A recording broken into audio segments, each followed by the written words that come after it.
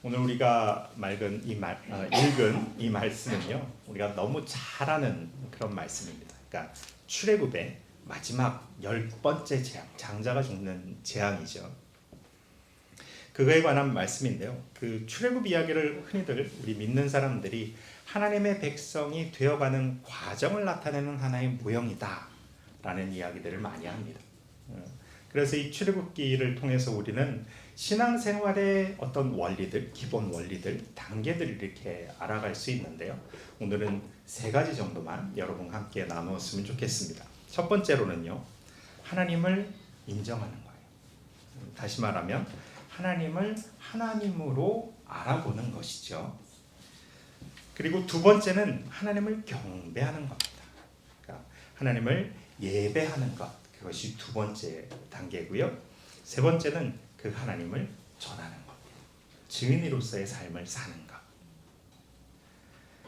하나하나 좀 더 자세히 이야기를 해보면요. 하나님을 인정하는 것에 관해서 우리가 읽었던 12장 31절에서 33절을 제가 다시 한번 읽어볼게요. 밤에 바로가 모세와 아론을 불러서 이르되 너희와 이스라엘 자손은 일어나 내 백성 가운데서 떠나 너희의 말대로 가서 여호와를 섬기며 너희가 말한 대로 너희 양과 너희 소도 몰아가고 나를 위하여 축복하라 하며 애굽 사람들은 말하기를 우리가 다 죽은 자가 되도다 하고 그 백성을 재촉하여 그 땅에서 속히 내보내려 함으로. 아멘. 이 내용은요, 그 애굽에 있던 장자들이 다 죽은 다음 그 다음의 내용입니다. 그러니까 모세의 말대로 정말로 하룻밤 사이에 자기의 맏아들이 다 죽었어요. 그러고 나니까 바로 왕과 애굽 사람들이 드디어 이스라엘 백성들을 애굽에서 떠나보내게 됩니다. 그런데 그 떠나보내면서 이 바로가 하는 말이 있습니다. 너희의 말대로 가서 여호와를 섬기며, 여호와를 섬기라고 하죠. 그러니까 여호와가 너희의 하나님이다 라고 인정하는 겁니다. 그러니까 누가 자기의 장자를 죽였는가 라는 것을 깨달은 거죠. 하나님께 생사의 여탈권이 있다, 생사의 주관자가 하나님이다 라고 인정하는 말입니다.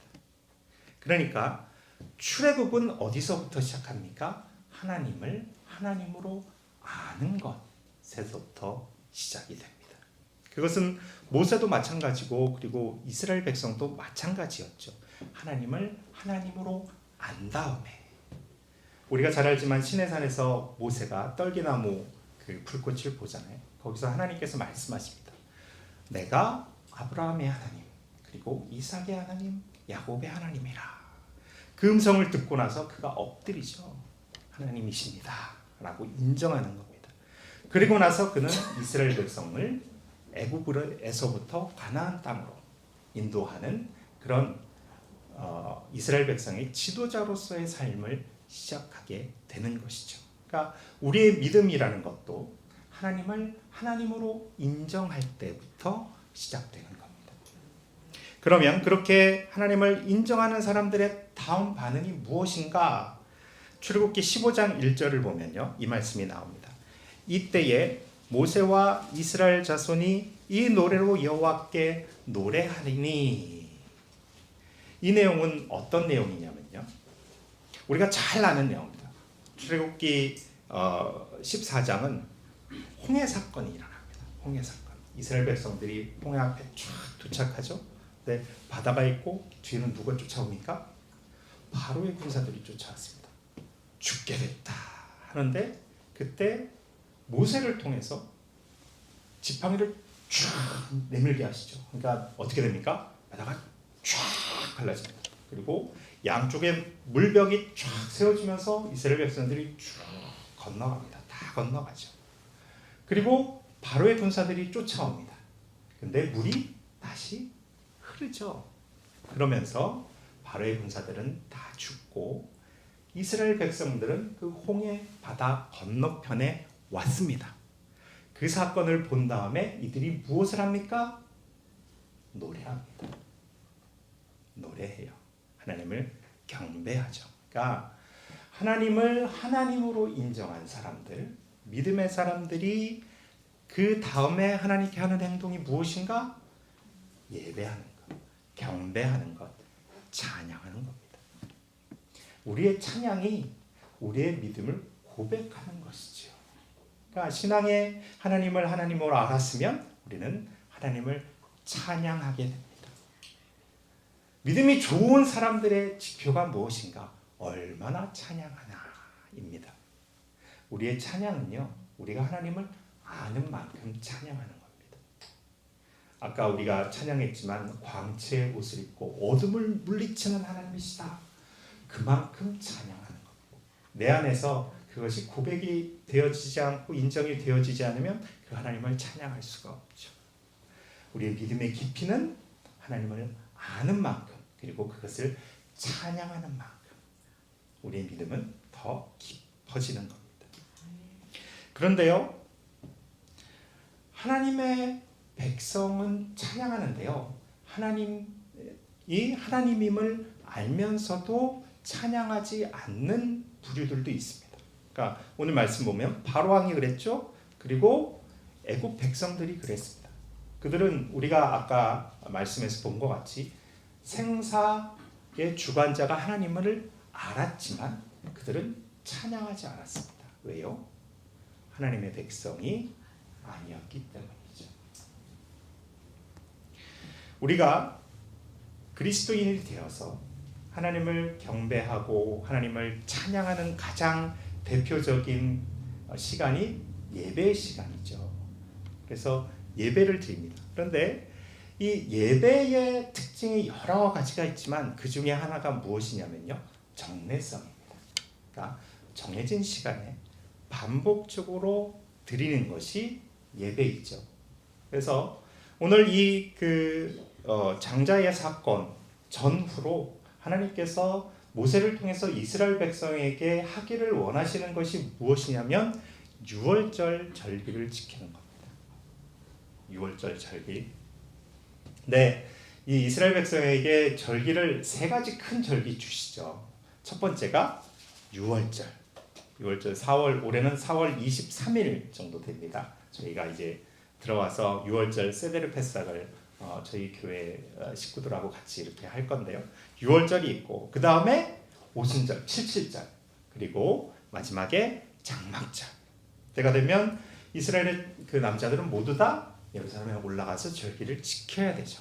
이 절기라는 것은 1년의 특정한 시간에 매년 반복해서 드리는 겁니다. 그러면 1년에 한 번씩 지키는 이 절기만 있느냐? 그렇지 않죠. 일주일에 한 번 드리는 그런 시간도 있습니다. 샤bat 예배, 주일 예배. 이 예배는 일주일에 한 번씩 시간을 드리는 것이죠. 그래서 이 정해진 시간에 우리의 시간을 하나님께 드리는 것, 이것은 우리 신앙에 있어서 엄청나게 유익한 겁니다. 이것을 대표적으로 나타내는 구약의 사람이 다니엘이죠. 다니엘이 하루에 몇 번씩 문을 열어놓고 기도했죠? 3번. 그렇게 기도한 다니엘은 사자굴에 던져졌지만 그가 구원받는 그런 기적을 체험하게 됩니다. 그렇다면 신약에서는 누가 있을까요? 베드로가 있습니다. 여러분들 이스라엘에 다 가보신 분이시죠? 예, 아직 안 가보셨으면 가보시기 바랍니다. 오시기 바랍니다. 요바에, 지금의 텔아비브죠. 요바에 베드로가 있었습니다. 근데 말씀을 보니까 제9시에 그가 기도를 했어요. 그리고 그 기도 때 무엇을 보죠? 환상을 보게 됩니다. 환상을 봐요. 근데 제9시에 기도했다고 했는데 그 이스라엘 유대인들이 기도하는 건 하루에 3번씩 기도를 하게 됩니다. 그래서 샤카릿이라고 해서 아침 기도가 있고요. 그리고 민하라고 해서 정오에 드리는 기도가 있고, 그리고 아르빗이라고 해서 그 오후에 드리는 기도가 있는데 제9시가 이 아르빗입니다. 이걸로 보면 유대인이었던 베드로죠. 그러면 그가 이 하루에 3번 기도했을 것이다 라고 인정할 수 있죠. 그러니까 정해진 시간을 하나님께 드릴 때 그가 환상을 본 겁니다. 그런데 이 환상은 환상으로 끝났나요? 아니죠. 그 가이사랴에 있던 고넬료를 찾아가게 되죠. 그리고 거기에서 하나님의 말씀을 전하고 기도를 했습니다. 그러자 성령께서 임재하시는 그 사건이 나오죠. 이것은 이방인에게 최초로 성령이 임한 사건이었습니다. 그러니까 하나님께서 새 길을 열어주신 거예요. 새로운 일을 행하신 겁니다. 그런데 그 일이 어떻게 일어났다? 그가 하루에 3번 시간을 정하여서 하나님 아버지 앞에 드렸을 때 그때 하나님께서 새 일을 열어가신 겁니다. 제가 알고 있기로는 이게 매주 있나요? BMP 예배가? 2달. 예, 2달에 한 번 시간을 정해서 여러분들 예배하십니다. 그리고 여러분들의 각자의 교회에서 그리고 여러분들의 각자의 삶 속에서 하나님께 시간을 정해서 예배하시죠. 기도하시죠. 하나님께서 그것을 기뻐하십니다. 그리고 그렇게 한 여러분에게 다니엘과 같이 어떤 어려움이 있더라도 그 어려움을 이겨낼 수 있는 그리고 구원하시는 하나님의 축복이 여러분에게 있기를 예수님 이름으로 축복합니다. 또한 베드로와 같이 여러분의 인생에 있어서 새로운 길을 열어가시는 여러분의 삶이 되기를 예수님의 이름으로 축복합니다. 자, 그러면 마지막 3번째 원리를 보는데요. 하나님을 전하는 자가 되는 겁니다. 하나님을 전하는 자. 모세의 이야기를 우리가 이렇게 다시 한번 기억을 해보면요. 모세가 하나님을 만나고 나서 하나님의 사람이 되죠. 그리고 그는 때때로 하나님의 음성을 듣기도 하고 때때로 하나님께서 보여주는 그것들을 보기도 하고 때때로는 신기한 경험도 하게 됩니다. 그러니까 뭐 잘 아시듯이 그 막대기를 던져라. 그러니까 자기 있던 지팡이를 쫙 던지니까 뭘로 변해요? 뱀으로 변하죠. 뱀인데 그 꼬리를 탁 잡으니까 뭘로 다시 변해요? 지팡이로 변하죠. 그리고 품에다가 손을 쫙 넣었습니다. 그리고 쫙 뺐는데 하얗게 묻는 병이 됐습니다. 그래서 다시 한번 품에 손을 쫙 넣고 손을 쫙 빼니까 어머나, 네, 다시 깨끗하게 됐죠. 그러니까 하나님께서 이렇게 보여주신다는 거죠. 근데 이 모세가 이것을 자기만 갖고 있습니까? 하나님의 음성을 듣고 나서 하나님께서 보여주시는 것들을 보이고 나서 그가 간 곳은 바로였습니다. 그가 간 곳은 이스라엘 백성이었습니다. 그리고 그들이 하나님이 하나님이심을 인정할 수 있게 그것을 전해주죠. 자기가 들은 것을 이야기해주고 자기가 본 것을 설명하고 그리고 자기가 경험한 것을 똑같이 경험하게 해줍니다. 그러니까 하나님의 사람들, 하나님을 믿는 믿음의 사람들이 우리가 해야 될 것은 하나님을 전하는 겁니다. 증인으로서의 삶을 사는 것이죠. 모세가 그랬듯이 하는 겁니다. 그런데 하나님이 우리를 부르실 때요, 모두 다 모세로 부르시는가? 모두 다 베드로로 부르시는가? 모두 다 사도로 부르시는가? 그건 아닌 거죠. 모세도 있었지만요. 성경의 인물들을 보면 아리마대 요셉, 잘 아시죠? 그는 부자였습니다. 그의 부를 가지고 예수님을 섬기는 일을 하게 되죠. 그럼 부자만 예수님을 섬기는가? 아니죠. 오네시모 아시죠? 오네시모는 종이었습니다. 사람 취급도 받지 못하던 그 시대의 그런 종이었습니다. 근데 그는 하나님의 일에 쓰임을 받게 되죠. 증인되는 일에 쓰임을 받습니다. 그리고 우리가 잘 아는 우물가의 여인. 우물가의 여인도 그냥 한 여인이었습니다. 사마리아 지역에 그 지방에 사는 한 여인이었어요. 평범한 여인인데 이도 예수님의 그 음성을 듣고 예수님을 전하는데 쓰임 받았다는 겁니다. 그러니까 어디에서 어떤 모습으로 내가 부름을 받았는가 이거는 중요하지 않다는 거죠. 하나님께서는 우리를 부르셨습니다. 증인으로 부르셨어요. 그런데 무슨 모습으로 부르셨는지는 그닥 중요하지 않다는 겁니다. 내 환경에 따라서, 내 모습에 따라서 하나님은 부르시는 거죠. 중요한 것은 무엇입니까? 전하는 것이죠. 역할입니다. 하나님을 전하는 것. 하나님께서 들려주시는 것. 하나님께서 보여주시는 것. 하나님께서 경험케 하시는 것.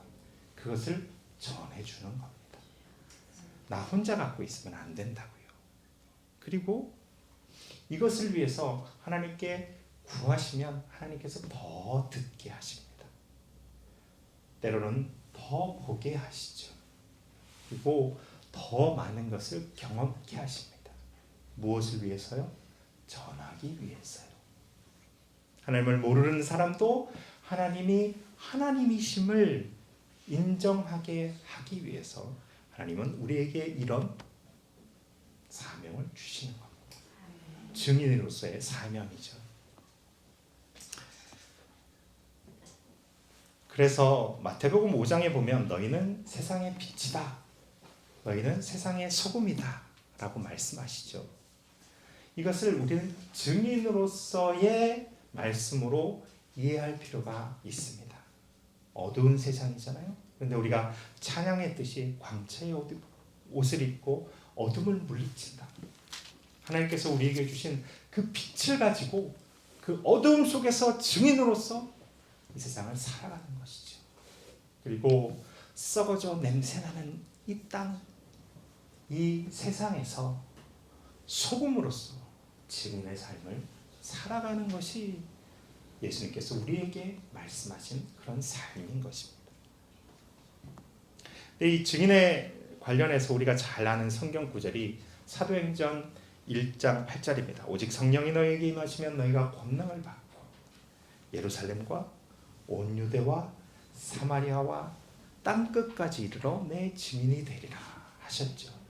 이 말씀은 증인이 예루살렘에도 있고 온 유대에도 있고 사마리아에도 있고 땅 끝에도 있어야 된다는 얘기죠.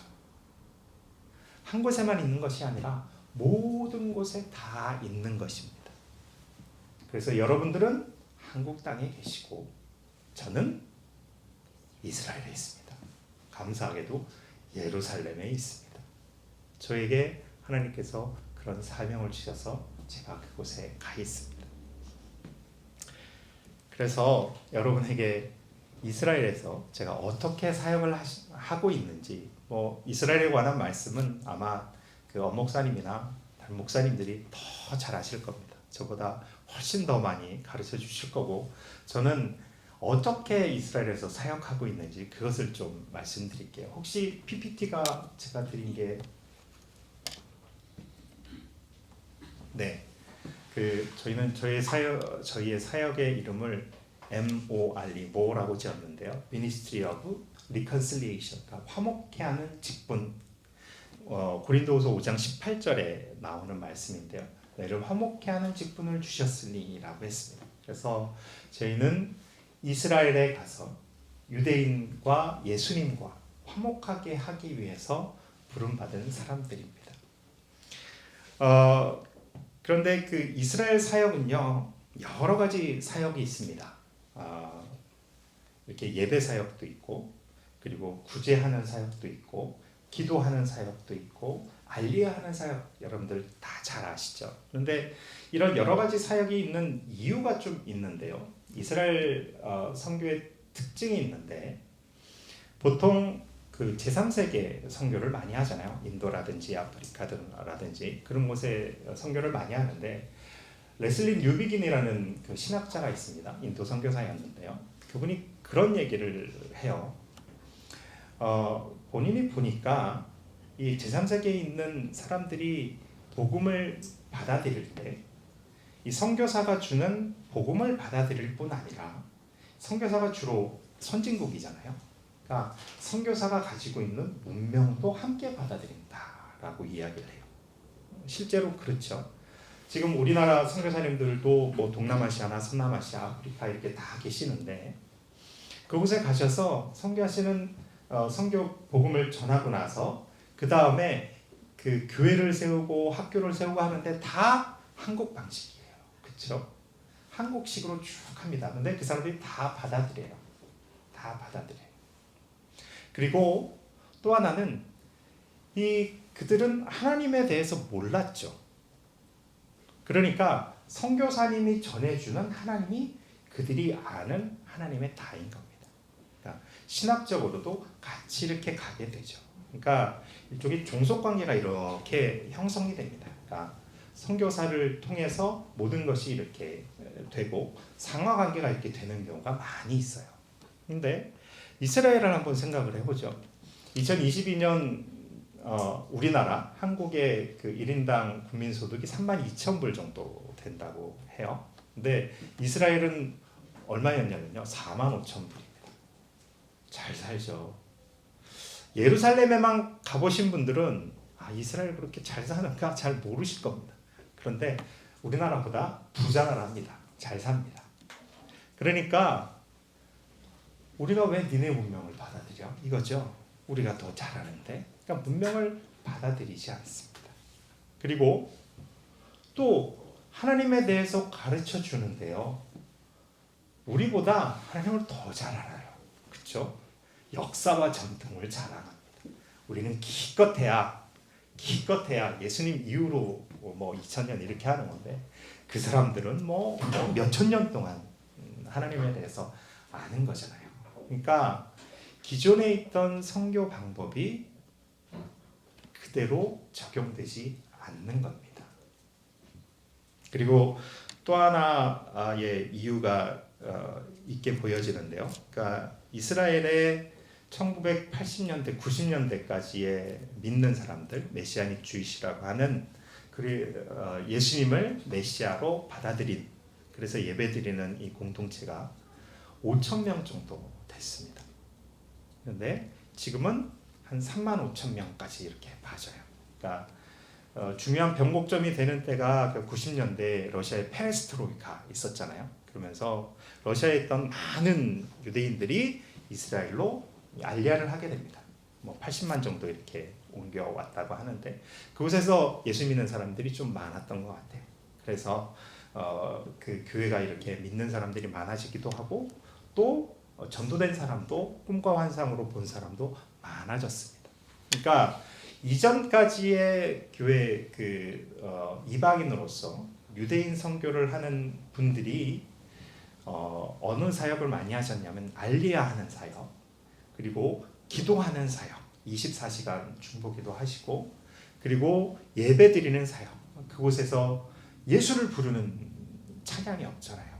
예수님의 이름을 높여드리는 찬양이 없잖아요. 그러니까 예배를 드리는 분들이 굉장히 많았습니다. 그리고 구제하시는 분들이 어려운 유대인들을 도와주는 사역. 그런데 그럴 수밖에 없죠. 그러니까 우리가 조금 전에 봤듯이 다른 제3세계 선교의 모습으로 적용하기는 너무 어려운 겁니다. 그러니까 이 사람들을 뭐 인도에서나 아프리카에서 선교하시던 선교사님들이 그 방식대로 하려고 그러니까 안 받아들여요. 그리고 실제로요, 유대인의 그 율법을 이렇게 보면 이방인들을 자신들의 리더로 세우질 않습니다. 그렇게 안 되어 있어요. 그러니까 교회 내에서도 리더로 세워져 가는 게 어려운 거죠. 그러니까 기존에 해왔던 선교의 모습으로는 선교가 되어지지 않습니다. 그런데 여러분들 잘 아시듯이 이 선교가 되어지려면, 예수 이름이 전파되려면 기도하는 사람이 있어야 됩니다. 그리고 그 땅에 가서 누군가는 예수의 이름을 불러야 하죠.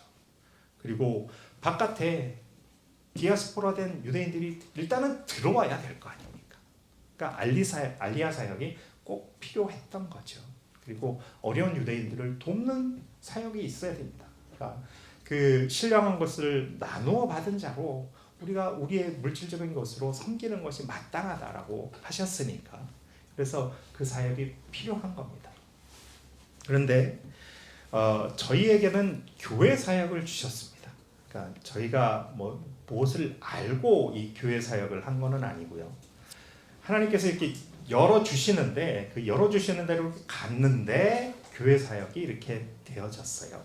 근데 교회 사역을 하고 보니 이 그 알리아 사역이나 기도 사역이나 아니면 구제 사역이나 예배 사역이나 이것은 전쟁으로 치면 꼭 그 공군이나 아니면 포병이 하는 것 같아요.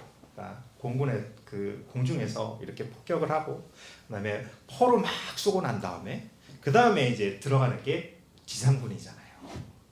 보병이죠. 그런데 전쟁의 마지막은 보병이 마무리하는 겁니다. 요즘에 이렇게 저희가 교회 이스라엘에 가서 저희가 한 13년 정도 되었는데요.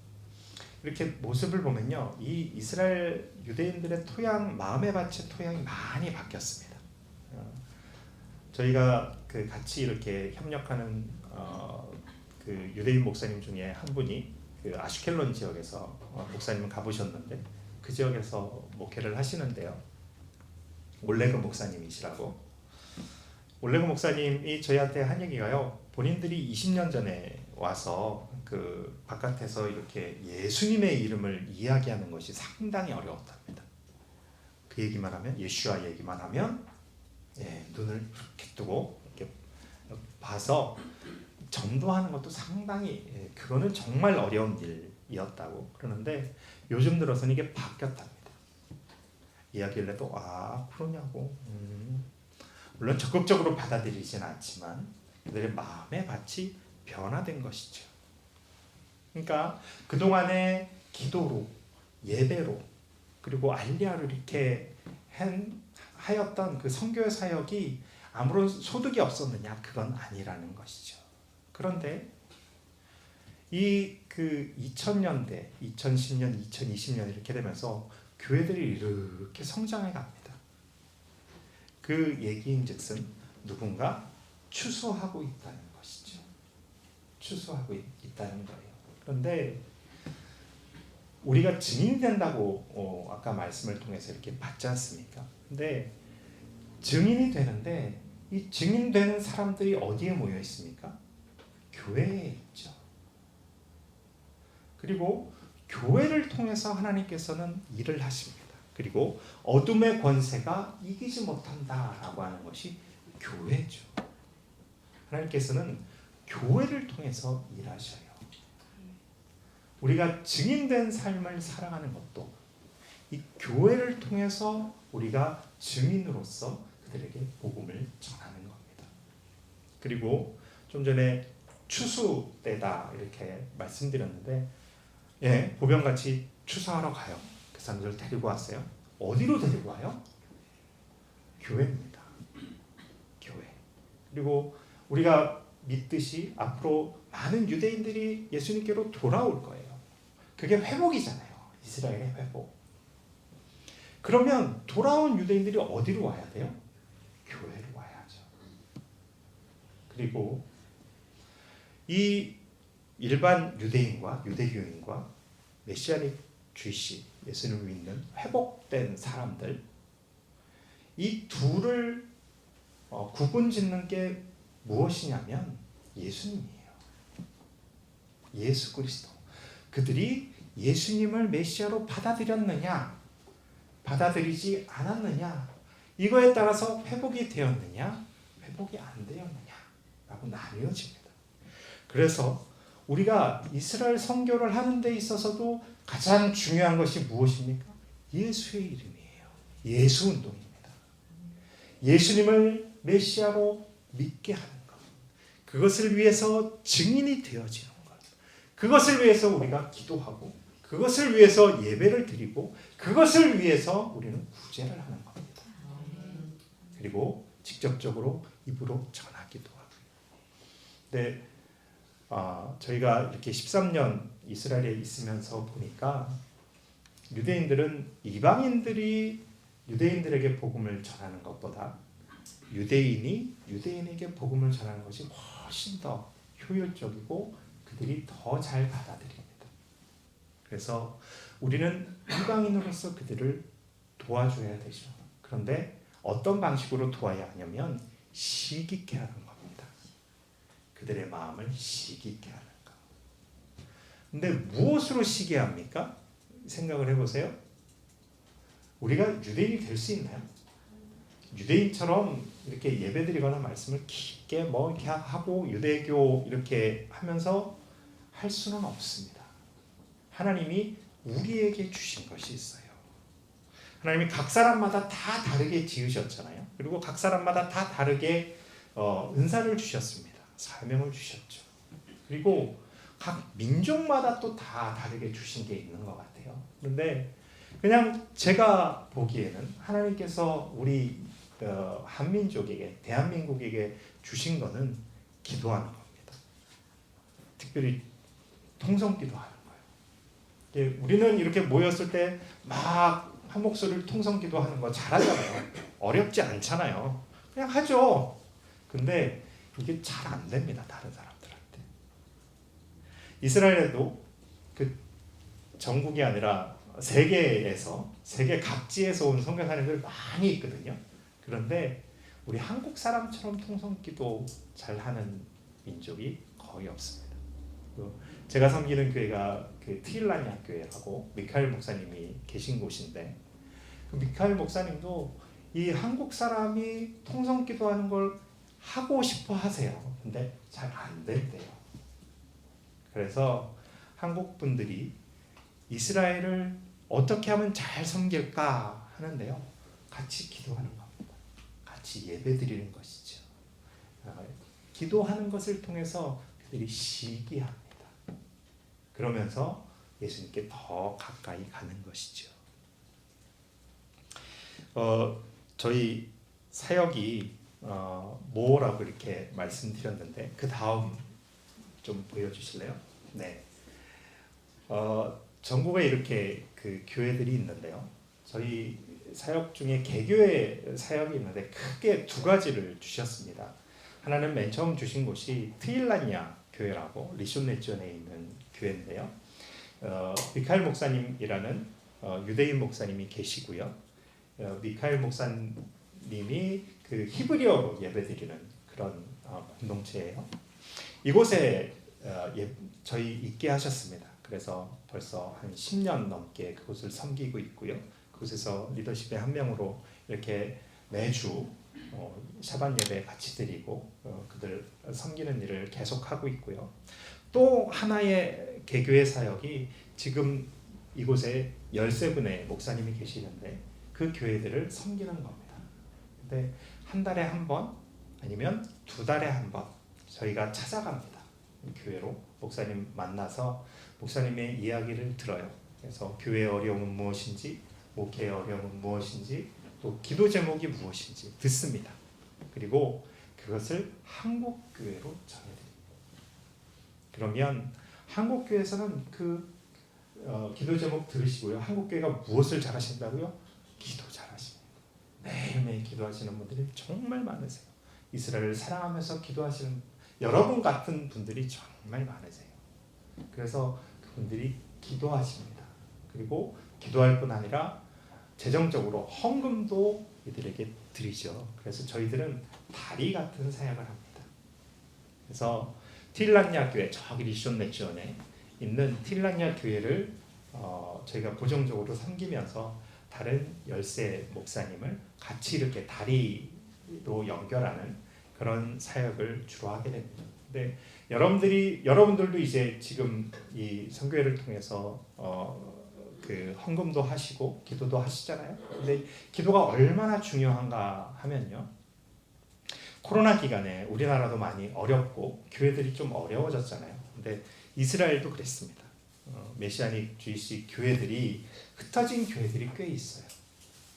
200명 정도 되는 교회도 있었는데 그 교회도 재정적으로 많이 어려우니까 결국은 교회가 흩어졌습니다. 그리고 회복이 덜 됐는데 감사하게도 저희가 섬기는 이 그 교회들은요 한 군데도 흩어지지 않았어요. 한국교회 기도 때문이라고 저는 믿습니다. 여러분의 기도는요, 하나님께서 그것을 통해서 일하고 계시는 기도입니다. 자부심을 가지시고 멈추지 마시고 계속 기도해 주시기 바랍니다. 이 교회 사역을 하는 데 있어서요, 이렇게 면면들이 잘 보이시진 않겠지만 자세히 보시면 거의 다 이티오피아계 유대인입니다. 이티오피아계. 네, 이티오피아계 유대인들이요, 이스라엘에서 한 15만 정도 이렇게 있다고 되어져 있는데, 이분들이 이티오피아에서 알리아를 했잖아요. 가난한 나라에서 했으니까. 그리고 배움이 그렇게 길지 않습니다. 배움이 짧아요. 그러니까 사회에서 경제적인 약자입니다. 사회적 약자로 많이 살아요. 그래서 정규직으로도 잘 못 살고, 그러니까 경제적으로 많이 어렵다 보니까 이티오피아계 유대인 공동체의 교회도 많이 어렵습니다. 자립하는 교회가 거의 없고요. 여기 목사님들이 이렇게 계시는데 여기 중에서 딱 2분만 전임 사역을 하십니다. 그러니까 다른 평소에는 낮에는 일하고, 그리고 저녁에 이제 성도들을 돌보거나 아니면 샤bat 때 이렇게 성도들을 돌보고요. 그리고 만약에 예배 처소를 빌려야 되잖아요. 그러면 그 렌트비를 그 목사님이 감당을 해야 되니까 사모님도 같이 일하시는 경우가 많아요. 그러니까 아이들도 키워야 되죠. 또 교회도 운영을 해야 되죠. 그러니까 2분 다 일하시는 경우가 많이 있습니다. 그것이 이티오피아계 유대인들의 특징이고요. 그래서 한국 교회가 도와주는 이 헌금하는 것이 이들에게 얼마나 도움이 많이 되는가 모르겠습니다. 그리고 이티오피아인들의 특징이 무엇이냐면 이분들이요, 굉장히 공동체 중심적이에요. 그리고 한국하고 비슷한 점도 굉장히 많습니다. 그러니까 처음에 예배 이렇게 딱 교회에 오잖아요. 그러면 이렇게 의자가 있는데 거기 밑에 무릎 꿇고 이렇게 기도하십니다. 기도하세요. 그리고 기도할 때 굉장히 뜨겁습니다. 심지어 그분들은요, 이렇게 집에 가면 남자는 가만히 있고 여자들만 이렇게 막 먹을 거 준비하고 이렇게 대접하고, 그리고 남자는 물 가져와 이렇게 물 갖고 오고, 과일 먹고 싶어 과일 갖고 오고, 이런 가부장적인 예전에 우리나라 그런 모습이죠. 그런 모습이 있습니다. 근데 우리나라도 바뀌었잖아요. 요즘에 제가 만약에 그렇게 한다면 쫓겨나겠죠. 그렇게 살지 않습니다. 이스라엘에서도 비슷해요. 이제는 좀 이렇게 남자들도 가사 일을 많이 돕고 그래야 살아남을 수 있는 그런 사회가 됐는데요. 어쨌든 그 공동체가 굉장히 가족 중심이고 공동체 중심이다 보니 어떤 일이 있냐면요, 알리아한 이티오피아계 유대인들은 유대 교인들인 겁니다. 그런데 이들이 예수님을 믿었다고 하는 것은 그들을 배신한 겁니다. 가족 중심이잖아요. 가족에게서 떨어져 나가는 겁니다. 우리나라로 말하면 호적하는 거하고 비슷해요. 그런데 이게 이스라엘에 와 있는 사람들한테만 그게 되는가? 아니요. 이게 저기 이티오피아까지 전해진답니다. 그리고 그곳에 있는 가족들한테도 어려움이 온대요. 그래서 새로 예수님을 믿게 된 사람들이 있기는 있습니다. 저희 이렇게 교회들 목사님들 만나면 있는데요, 철저하게 비밀로 합니다. 처음에는 비밀로 해요. 왜냐하면 자기 식구들이 문제가 될 수도 있고 자기가 그 공동체로부터 분리가 되어지기 때문에 굉장히 위험하다고 생각하고 두려워합니다. 그래서 이렇게 1대1 양육을 할 때도 이티오피아 사람들이 많이 살지 않는 지역에 가서 조용히 이렇게 1대1로 만나서 제자 양육을 하는 경우도 많이 있고요. 그리고 어떤 목사님은 주중에 예배 모임을 가지는데요. 그 이유가 샤밧에는 못 오는 거예요. 만약에 오게 되면 너가 예수님 믿어? 그러면서 공격을 받게 되는 거죠. 그래서 이런 어려움들이 있습니다. 그리고 제가 이렇게 사진을 보여드렸는데 이것도 유튜브에는 이것은 좀 안 올리셨으면 좋겠어요. 물론 목사님들은 거의 다 알려져 있어서 그래서 괜찮기는 하지만 그래도 보안상 문제가 됩니다. 그리고 사진 얼굴들이 이렇게 나오면 이게 그 이티오피아 사회에 문제가 돼요. 실제로 저기 베니 목사님이라고요. 하이파에 있는 목사님이 있는데 근데 그 목사님이 시청에서 일하시는 공무원이에요. 근데 어느 날 이분의 사진이 인터넷에 유대인들 인터넷에 이렇게 떴답니다. 그래서 이 사람을 조심해라. 이 사람을 조심해라. 위험한 사람이다. 이렇게 뜬 거예요. 근데 요즘엔 뭐 우리도 유튜브를 많이 보지만 이 사람들도 많이 보니까 이제 이 사람의 이름이 뭐고 어디서 일하고 있고 이 사람이 그 예수님을 전하는 사람이다라는 게 전부 다 알려졌대요. 그렇게 되니까 시청에 일하고 있는데 누가 자꾸 찾아오더랍니다. 뭐 그러면서 동료인데 너가 혹시 벤이냐? 그러면 맞아. 그러면 그래. 뭐 가고 또 온대요. 계속 찾아오는데 물론 감사하게도 물리적인 그런 공격은 없었다고 합니다. 근데 어느 날 저녁에 목사님 조그만 아들이 있는데 아들이 초등학교 1학년인가 그런데 아빠한테 물어보더래요. 아빠 이상한 사람이야? 아빠 위험한 사람이야? 물어보더래요. 그러니까 그 친구들이나 아니면 어른들한테 그게 다 올려져가는 거죠. 그러니까 그래서 그런 위험들이 있기 때문에 여러분들이 이렇게 사진을 보시고서 이렇게 기억을 하시고서 기도해 주시는 건 좋은데요. 그렇지만 이것을 이렇게 다른데 알리시거나 이렇게 사진을 하고 하시는 거는 좀 자제해 주셨으면 좋겠습니다. PPT 다음 거 저희가 사역하는 여러 사역 중에는요 이렇게 아이들 가르치는 사역도 있거든요. 한국에서 저희가 아이들 교재를 번역을 했습니다. 갈릴리에서 일어난 예수님의 기적 사건들 3개를 택해서요. 첫 주, 둘째 주, 셋째 주는 교회에서 가르치고요. 마지막 주에는 갈릴리로 갑니다. 여기가 벳세다예요. 벳세다에서 밥을 먹습니다. 기억이 확 되겠죠. 그리고 다음 거 보여주실래요?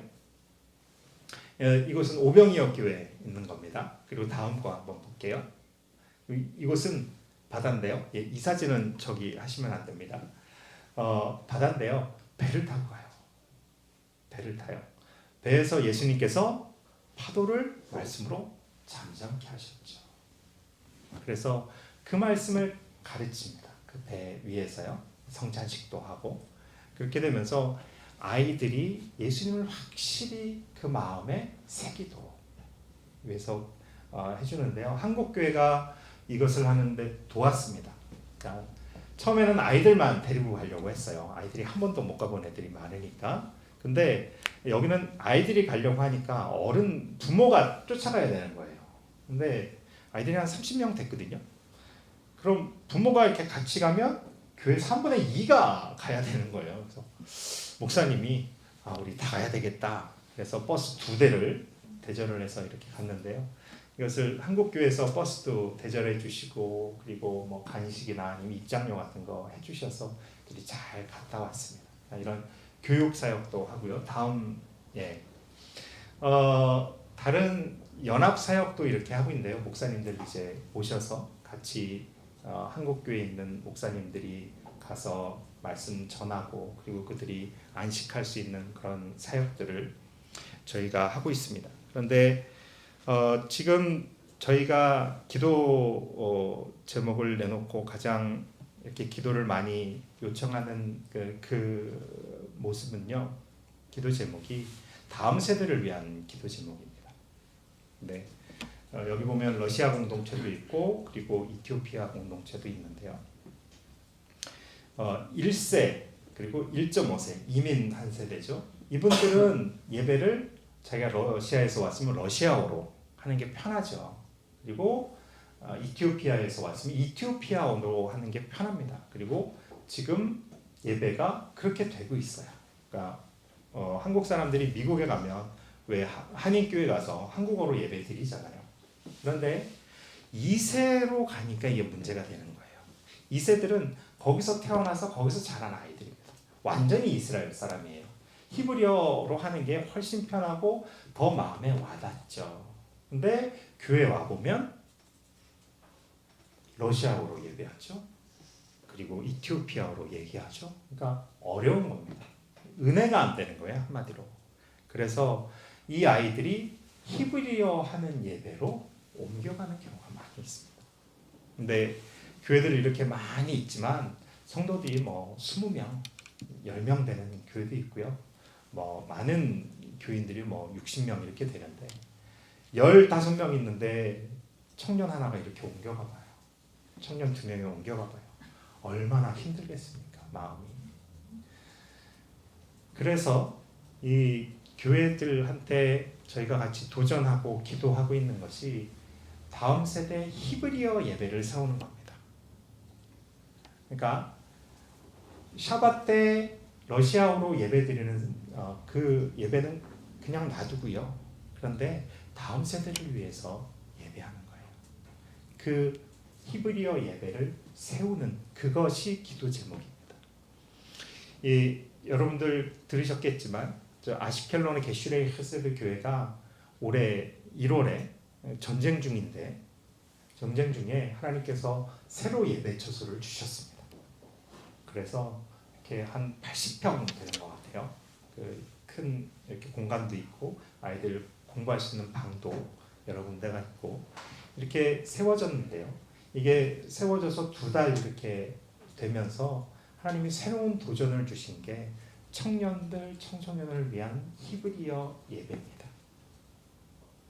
이것이 세워져야 합니다. 그래야 교회에 미래가 있습니다. 그렇지 않으면 이 교회들이요 10년, 15년 지나면 다 쇠락해 갈 겁니다. 히브리어로 서는 예배가 있어야 됩니다. 그래서 저 게슈레이 헤세드 교회를 위해서 기도하실 때 저 게슈레이 헤세드가 아슈켈론 지역의 센터 역할을 할 겁니다. 이제 그 예배 조서를 통해서 주위에 히브리어로 예배드리는 곳이 하나도 없대요, 교회가 아슈켈론 지역에. 그래서 저 교회가 그 역할을 감당할 수 있도록 여러분께서 기도해 주시기 바라고요. 그리고 텔아비브 쪽에 보면 아르고 목사님이라고 계시는데요. 이 교회도 이제 지금 있는 처소를 이사를 하면서 새로 히브리어 공동체를 세우려고 합니다. 여러분들이 이것을 위해서 기도해 주시기 바랍니다. 그래서 이들 교회가 더 부흥해 가도록 그리고 다음 세대를 통해서 더 많은 유대인들이 예수님께로 돌아올 수 있도록 위해서 기도해 주시기 바랍니다. 혹시 질문이 있으시거나 그럼 목사님 마치면 되나요? 네, 제가 기도하겠습니다. 하나님 감사합니다. 하나님께서 사랑하셔서 오늘 저희들에게 이렇게 시간을 정하여 예배드리게 하여 주셔서 감사합니다. 우리가 하나님을 하나님으로 인정하게 해주셔서 감사합니다.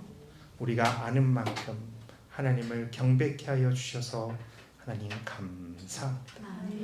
그리고 하나님 우리가 이 일의 증인이 되길 원합니다. 내가 아는 하나님, 그 하나님을 증언하는 증인이 되길 원합니다. 특별히 이스라엘을 듣게 하셨습니다. 하나님 특별히 이스라엘의 다음 세대를 위해서 기도하오니 주님 다음 세대 예배를 세워 주시옵소서. 하나님 그 다음 세대 예배의 리더를 지도자를 하나님께서 세워 주시옵소서. 새로운 여호수아가 설 수 있도록 하나님께서 지명하여 부르시고 그를 세워 주시옵소서. 하나님, 저희들이 그 일을 감당하기로 결심합니다. 하나님, 우리에게 지혜도 주시고 능력도 주시고 그것을 할 수 있도록 복내려 주시옵소서. 예수님 이름으로 기도드리옵나이다. 아멘.